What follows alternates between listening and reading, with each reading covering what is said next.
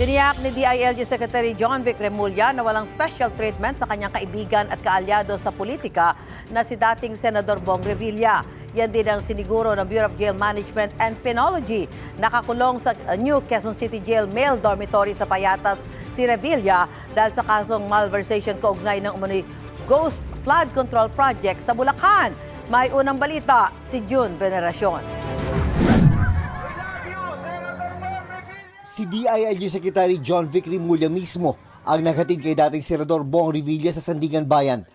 Ito ay para iharap si Revilla sa korte o yung tinatawag na return of warrant. Naharap ang dating senador sa mga kasong graft at malversation through falsification of public documents dahil sa umano'y 92.8 million peso Ghost Flood Control Project sa Pandig, Bulacan.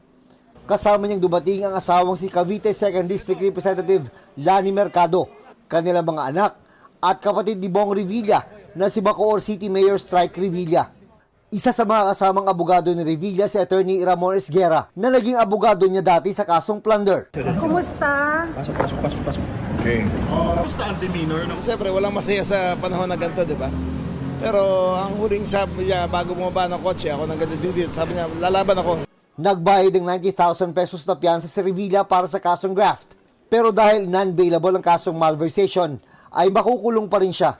Hiniling ni Revilla sa Sandigan Bayan 3rd Division na manatili siya sa kustudiya ng PNP para raw sa kanyang seguridad.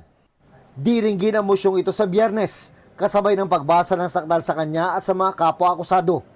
Iniutos muna ng korte na ikulong si Revilla sa New Quezon City Jail Male Dormitory sa Payatas. Kaya mula Sandigan Bayan, ibinyahing agad si Revilla sa kanyang kulungan. Sa loob ng City Jail, kinunan si Revilla ng mugshot at idinaan sa booking procedures. Binigyan din siya ng dilaw ng uniforme ng mga PDL o Persons Deprived of Liberty. 47 square meters ang laki ng magiging kulungan ni Revilla. May 5 itong bunk beds na kasya hanggang 10 PDLs. May sarili ring palikuran at hiwalay na shower pero hanggang dibdib lang ang dingding para sa seguridad. Pagtitiyak ng Bureau of Jail Management and Penology o BJMP, walang special treatment na ibibigay sa dating senador. Commitment ng BJMP yan na walang VIP treatment na mangyayari kahit kanino man hong PDL yan. Talaga hong nasa policy namin na bawal ho talaga yan. Kung may mapapatunayan na gagawa niyan, kakasuhan ho natin at mananagot. Gaya ng ibang PDL, 100 piso lang kada araw ang allowance si Revilla sa pagkain. Ang hapunan na inihanda sa kanila ngayon, ginisang pechay. Bawal din ang sariling cellphone, laptop o anumang gadget sa loob. Kung may online hearing, may papahiram daw na gadget ang BJMP. Susundin din daw ni Revilla ang oras ng dalaw tuwing Martes hanggang Linggo. Pero bago raw ihalo si Revilla sa mga nakakulong dito, inisasailalim muna siya sa medical quarantine na pwedeng umabot ng 7 araw. After our assessment, titingnan po natin. But definitely hindi pwede mag-isa sa isang selda. May mga kasama ho siya. Bukod kay Revilla, sa Quezon City Jail din iniutos sa Sandigan Bayan na ikulong ang 4 iba pa niyang kapwa-akusado na sina dating DPWH Bulacan Engineers Bryce Hernandez, JP Mendoza at RJ Dumasig. Gayon din ang accountant na si Juanito Mendoza.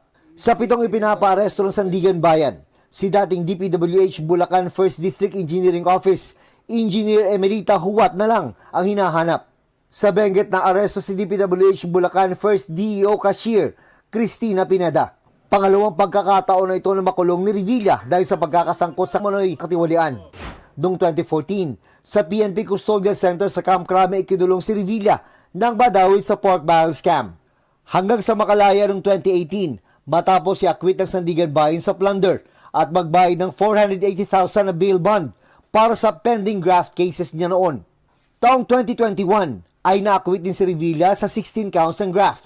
May kasaysayan ng alyansa ang pamilya Remulla at Revilla sa Cavite.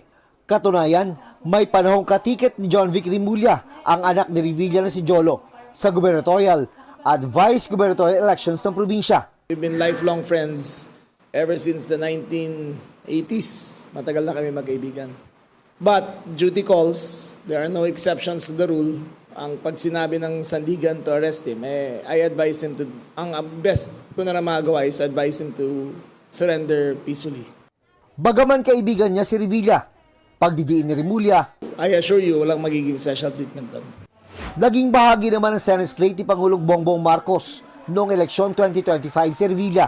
Pag-iit ng Malacanang, walang sasantuhin ng mga investigasyon kahit na mga kaalyado nito. At syempre nagulat po siya dahil kaalyado pa niya po. Pero sabi nga niya po, makailang ulit sabihin niya, kahit nga po kaalyado, kung kailangan imbestigahan, dapat imbestigahan. Walang sinasanto. Kaalyado, kamag-anak, kaibigan, kung kinakailangan maimbestigahan, imbestigahan. Yan po ang utos ng Pangulo. Nanindigan din ng Malacanang sa pagsunod sa due process. Ito ang unang balita. June Veneracion para sa GMA Integrated News. Gusto mo bang mauna sa mga balita? Mag-subscribe na sa GMA Integrated News sa YouTube at tumutok sa unang balita.